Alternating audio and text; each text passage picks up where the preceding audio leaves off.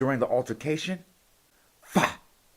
Who is Ronnie Luciano, Jack Harlow's demon DJ?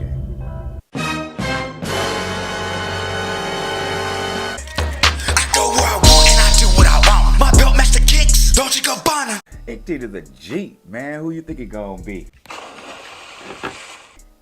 And we back with another one ripped straight out of today's headlines or swept under the rug with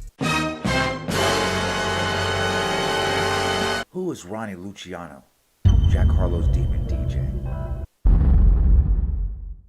Louisville, Kentucky. Not really a spot where you hear too many artists making any kind of noise, and even less having a relevant voice.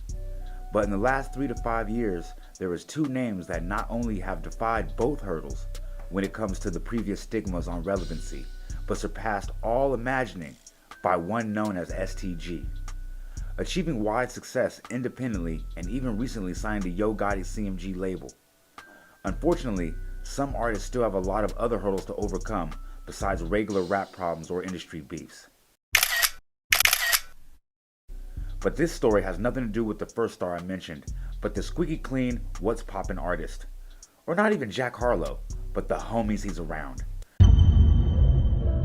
Figuratively and literally. Did Jack already know that one homie in particular, Ronnie Luciano, was already a demon DJ? Or is it possible he was in the wrong place at the wrong time on multiple occasions? Jack Harlow's career started taking off and Ronnie became his go-to DJ because, well, why not? Jack's known Ronnie since they went to Atherton High School in 2016. The night of August 31st, exclusive nightclub on 7th Street, where Jack Harlow was on the bill to perform. Not much is known about what led up to the incident involving Ronnie inside the nightclub that spilled outside that had 3 men fighting. But during the altercation, Torrey Cortez Forey, 39, would pass from a gunshot wound to the chest. With no surveillance footage and the lack of cooperation from any of the witnesses to come forward, Torrey's murder would seemingly go cold. But realistically, it would simmer to a boil in the streets because of how much Torrey was loved and respected. Survived by a baby girl and a community, he would be truly missed. Word had traveled through that same community. Torrey's alleged killer was Ronnie Luciano. But with a busy tour schedule and no criminal charges filed, Ronnie was off living the high life that any young man DJing for one of the hottest artists in the rap game at the time might live. Seemingly put out of the minds of everyone around Jack, and possibly even Jack himself, about the previous show in Louisville, except for Ronnie's.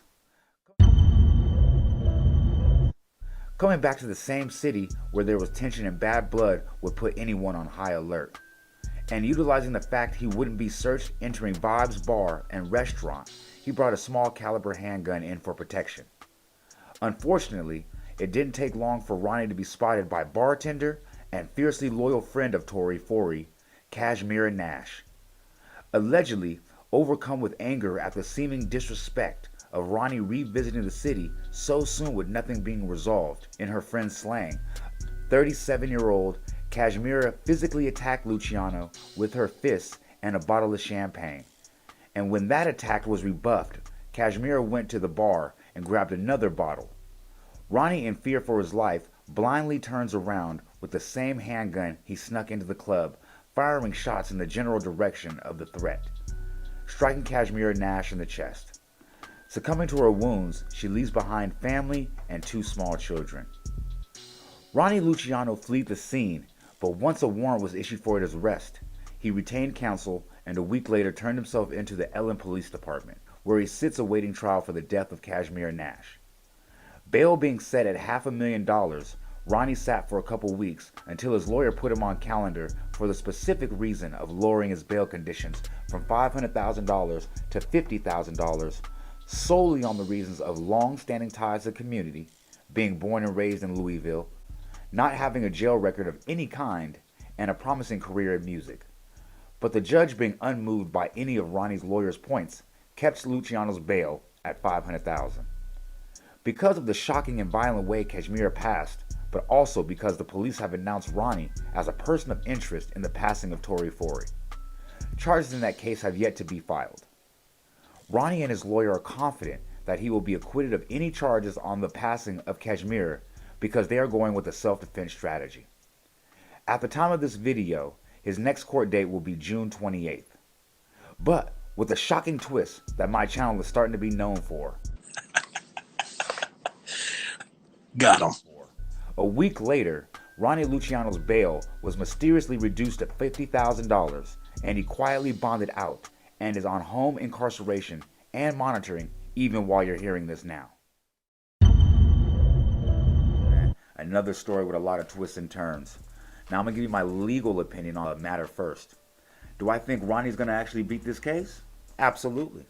Just because the surveillance footage is going to show that Kashmira is the initial aggressor, and then even when he rebuffed the attacks, she went back to reload, and he could feel that his life was in danger. I mean, a normal man is not going to say, I felt my life was in danger from this woman, like swinging and throwing bottles. But for the case, he's definitely going to say that. He felt his life was in danger. He didn't know what she was going to grab. She could have went and grabbed a knife or another bottle. She could have came back with some people. Who knows what? It's not really the threat of losing your life. It's actually the perceived threat. So yeah, do I think he's going to beat this case? Unfortunately, yeah. Tragic situation all the way around. I'm going to stay tapped in with this one, man. Let you guys know what's going on with it, man. The next court date's going to be June 28th, man. So we're going to be back with that one, man.